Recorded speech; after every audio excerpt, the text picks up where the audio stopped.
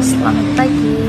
Saat ini saya atas nama Famalia Katabarut dari jurusan akuntansi S1 kelas F. Saat ini saya ingin memenuhi tugas ujian akhir semester dari mata kuliah pengantar manajemen. Baik, untuk mempersingkat waktu, saat ini saya akan membawakan materi yaitu pengorganisasian dalam manajemen.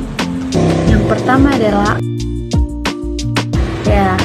organisasi adalah sekumpulan dua atau lebih orang yang berkumpul untuk dibebankan tugas dan tanggung jawab sesuai dengan keahlian mereka untuk mencapai tujuan dari organisasi. Lalu, pengorganisasian adalah proses membagi kerja ke dalam tugas-tugas yang lebih kecil dan membebankan tugas itu kepada orang yang lebih ahli dalam kemampuannya dan untuk mencapai sebuah tujuan dari organisasi.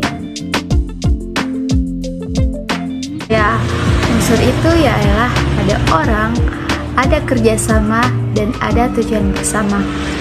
Ketiga hal ini tidak bisa berdiri sendiri-sendiri. Ketiga hal ini memiliki keterkaitan satu sama lain. Ada pula bentuk-bentuk organisasi. Yang pertama adalah organisasi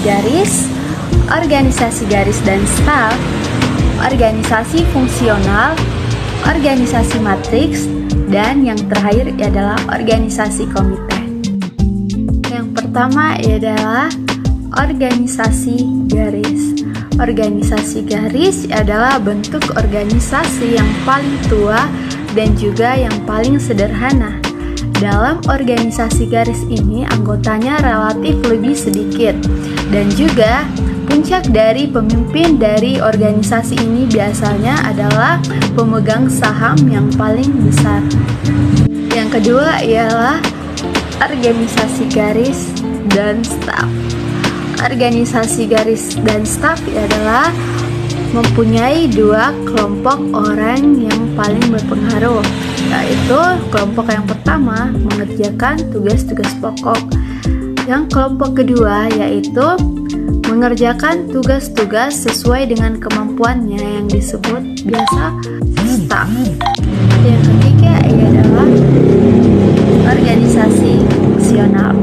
Dalam organisasi fungsional sendiri, pembagian tugasnya berdasarkan fungsi-fungsi dalam manajemen seperti manajemen produksi, manajemen keuangan, dan juga manajemen pemasaran. Lalu ada organisasi matriks. Dalam organisasi matriks ini, para orang-orang yang mempunyai keahlian dalam sebuah perusahaan dikumpulkan menjadi satu untuk mengerjakan suatu proyek.